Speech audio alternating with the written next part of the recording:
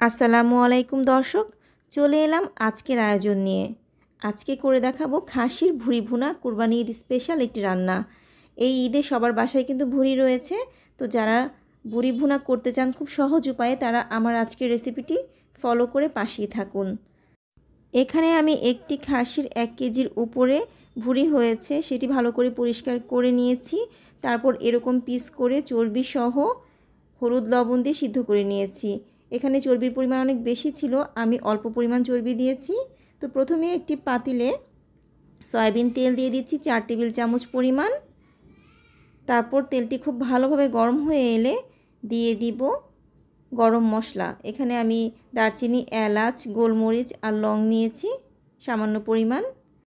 এখন দিব হাফ চামচ পরিমাণ আস্ত জিরা, তারপর দিব 1 চামচ পরিমাণ পাঁচফোড়ন। এগুলো কিন্তু স্মেলটা খুব ভালো বের করবে। আস্ত গরম মশলা দিলে খুব সুন্দর একটা স্মেল আসে।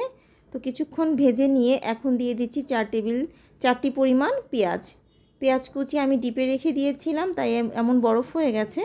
তো আপনারা কিন্তু চাইলে পেঁয়াজ এরকম ডিপে রেখে দিতে পারবেন কুচি করে, পরবর্তীতে রান্নার সময় ইউজ করতে পারবেন। তারপর যখন পেঁয়াজটি হালকা ভাজা হয়ে গেছে এখন দিয়ে দিচ্ছি আদা রসুনের পেস্ট 2 টেবিল চামচ পরিমাণ। আমি আদা আর রসুন একসাথে পেস্ট করে রাখি। দিলাম হলুদের গুঁড়া 1 চা চামচ, মরিচের গুঁড়া হাফ চা চামচ, দিচ্ছি গরম মশলা গুঁড়া 1 চা চামচ। এখন দিচ্ছি আমি রাঁধুনির মাংসের মশলা গুঁড়া 2 চা চামচ পরিমাণ। এখন দিচ্ছি জিরার গুঁড়া 1 চা চামচ। তারপর সামান্য পানি দিয়ে মশলাটি খুব ভালোভাবে কষিয়ে নিব। আমি এখানে কিন্তু টিপস হিসেবে রাঁধুনির মাংসের মশলা ইউজ করলাম। তো যাদের বাসায় কোনো ধরনের মশলা নাই কিন্তু গরুর ভুঁড়ি কিংবা খাসির ভুঁড়ি খেতে ইচ্ছা করছে তারা কিন্তু এইভাবে রাঁধুনির মাংসের মশলার গুঁড়াটা ইউজ করতে পারবেন। এটা কিন্তু আমি মাংস রান্নাতেও দিয়ে থাকি, খুব দারুণ একটা স্মেল আসে। তো মশলা কষে আসার পর আমি তেলের পরিমাণ দেখুন একটু কমই দিয়েছি, কারণ ভুঁড়িতে যথেষ্ট পরিমাণ তেল রয়েছে। কষে আসার পর আমি এখন ভুঁড়িগুলো দিয়ে দিচ্ছি। আপনারা কিন্তু সিদ্ধ করে ভুঁড়ি এইভাবে ডিপে রেখে দিতে পারবেন, যখন রান্না করে খেতে ইচ্ছা করবে ঠিক এইভাবে নামিয়ে রান্না করে ফেলতে পারবেন। তো চুলার আঁচ মিডিয়াম হিটে রেখে আমি মশলার সাথে খুব ভালোভাবে ভুঁড়িগুলো মিশিয়ে নিচ্ছি। খুব ভালোভাবে কিন্তু মেশাতে হবে। ভুঁড়িতে সামান্য পানি ছিল যেহেতু আমি ডিপে রেখে দিয়েছিলাম, সেই পানি দিয়েই কিন্তু ভুঁড়ি আমি সিদ্ধ করে নিব। তো দেখুন দর্শক, আমি খুব ভালোভাবে নেড়ে চেড়ে নিচ্ছি। আমার মনে হয় মশলার পরিমাণটা একটু কম হয়েছে। আমি রাঁধুনির মাংসের মশলার গুঁড়া আরও 1 চা চামচ দিয়ে নিব। আপনাদের মশলার পরিমাণ যদি কম মনে হয় তাহলে রান্না কষানোর সময়ই ঠিক এইভাবে মশলা দিয়ে অ্যাডজাস্ট করে নেবেন। আর দিয়ে দিচ্ছি লবণ। আমি প্রথমে লবণ দিতে ভুলে গিয়েছিলাম, এখন স্বাদমতো লবণ দিয়ে নিচ্ছি। তারপর খুব ভালোভাবে আবারও নেড়ে চেড়ে নিব। এরপর সিদ্ধ হওয়ার জন্য মাংসটা কষানোর জন্য ঢাকনা দিয়ে ঢেকে দিব 10 মিনিটের জন্য।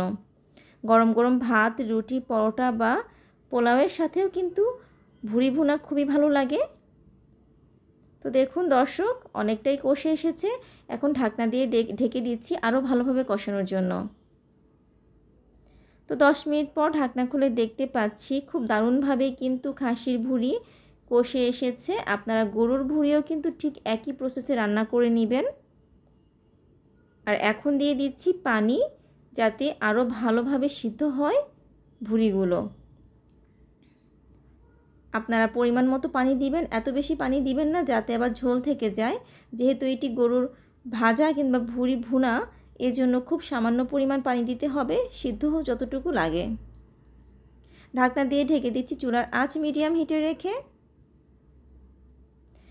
প্রায় 15 থেকে 20 মিনিট পর ঢাকনা খুলে দেখতে পাচ্ছি পানি সুন্দরভাবে শুকিয়ে গেছে আর ভুঁড়িটাও কিন্তু ভাজা ভাজা হয়ে এসেছে।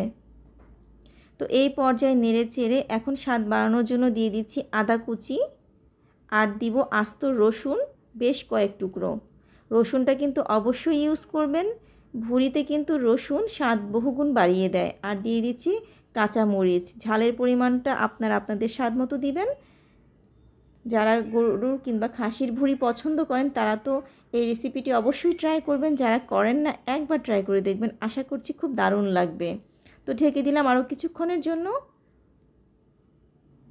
তো দেখুন দর্শক, কি দারুণভাবে হয়ে গেল খাসির ভুঁড়ি ভুনা বা ভুঁড়ি ভাজা। আপনারা বাসায় অবশ্যই ট্রাই করবেন। আর এতক্ষণ দেখার জন্য সবাইকে অসংখ্য ধন্যবাদ।